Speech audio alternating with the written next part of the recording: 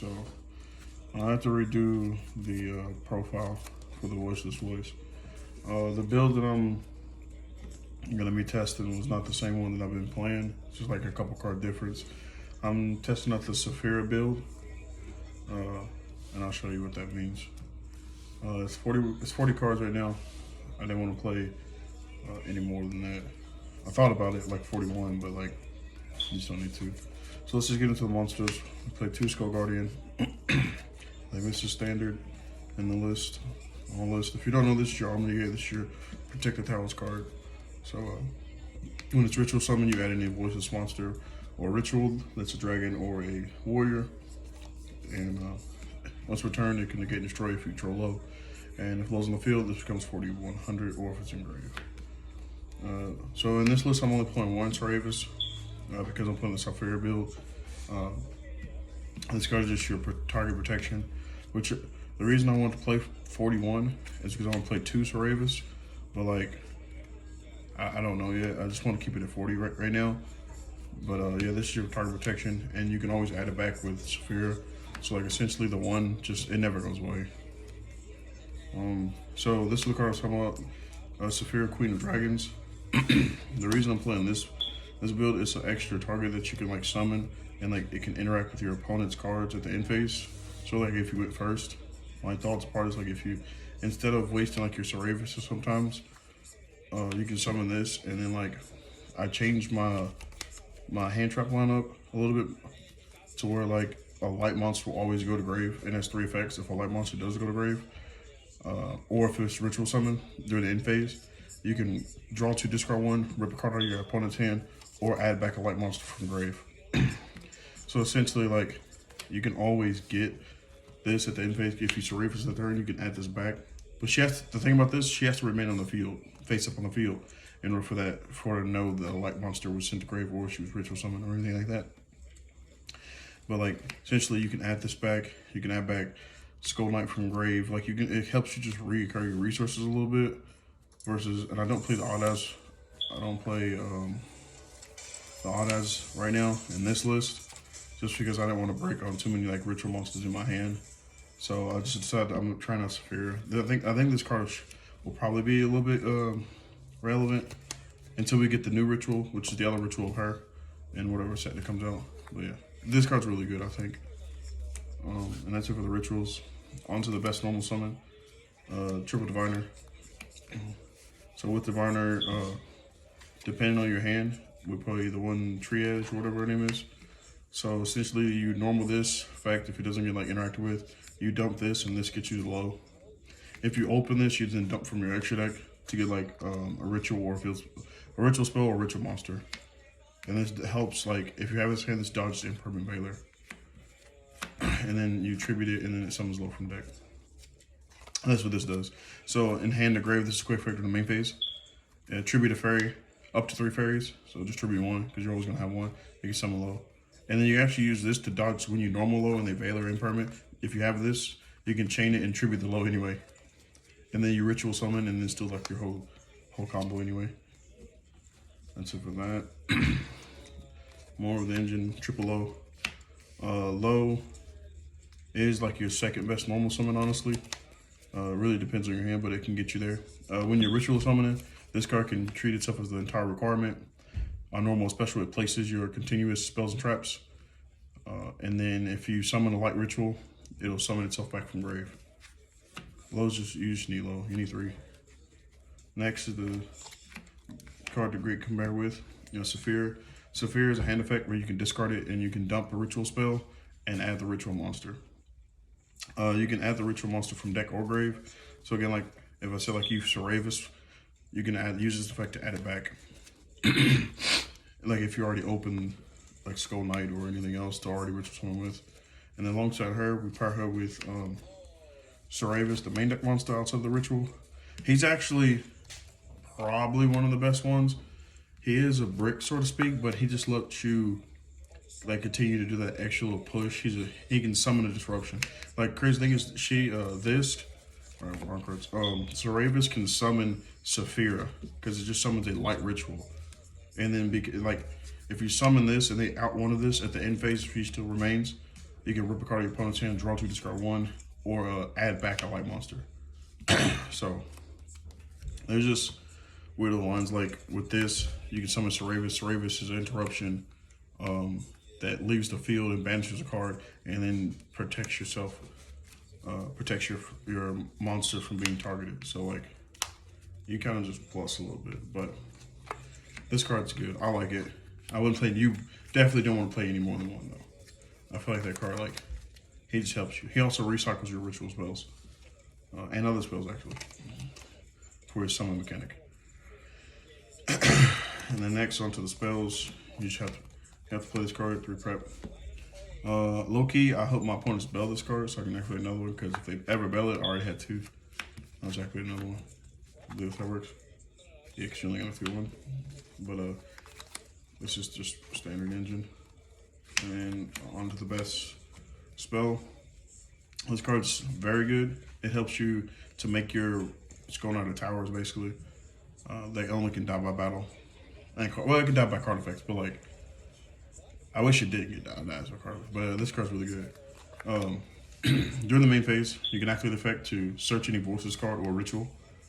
It's essentially like, even like playing through draw, like it, normally like the best searches that you need are like literally this card, because you can play it like, if they draw you after this, like between these two, it really just depends. Like if you open this, it's fine.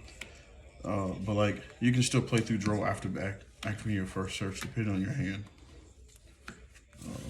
But because I've been drawn a lot initially, and I've learned the lines to just like, you do it, I still play again anyway.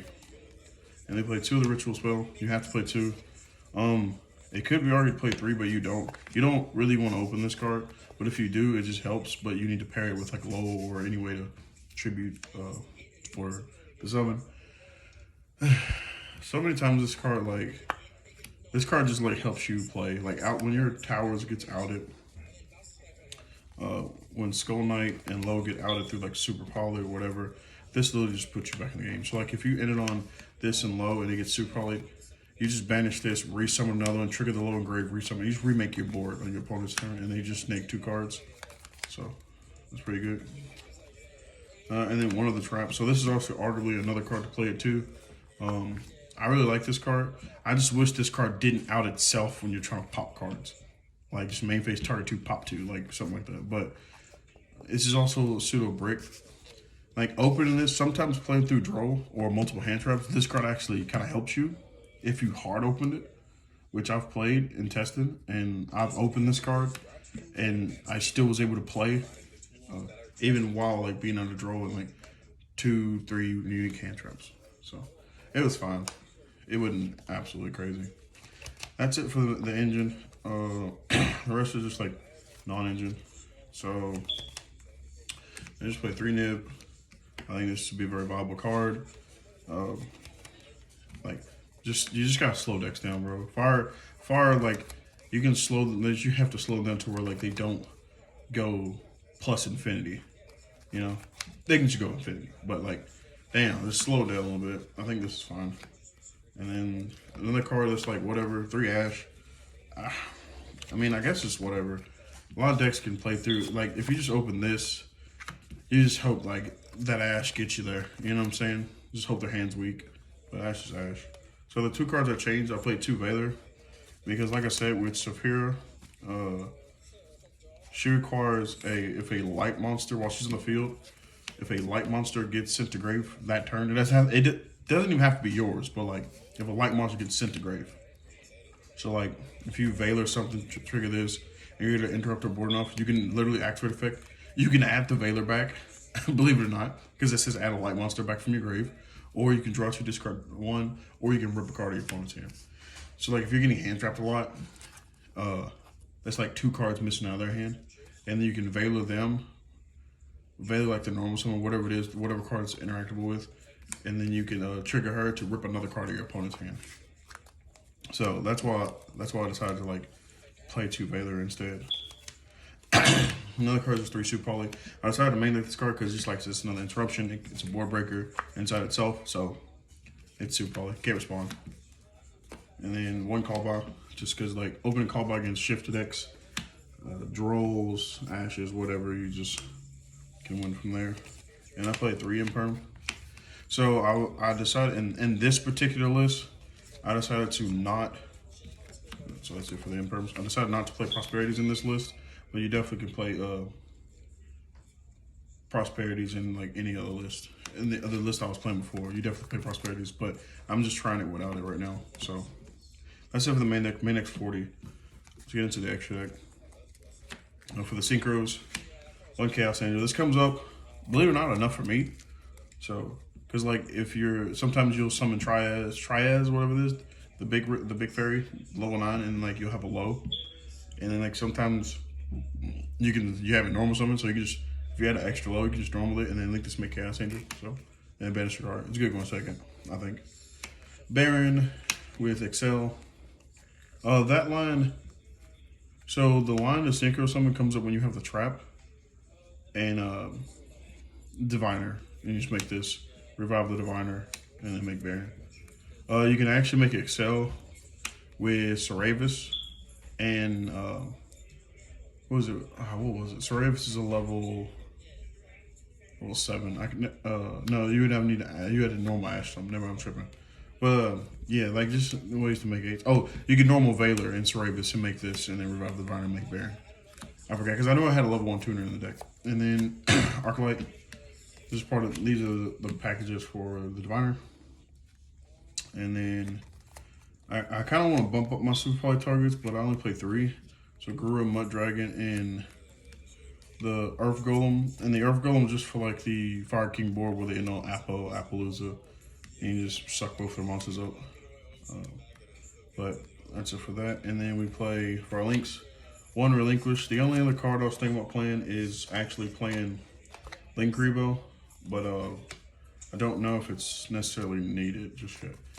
Because like, you can get your darks stolen because like when you do that line. The card I think you should definitely be playing it too is Double Dynamundo. The second one does come up.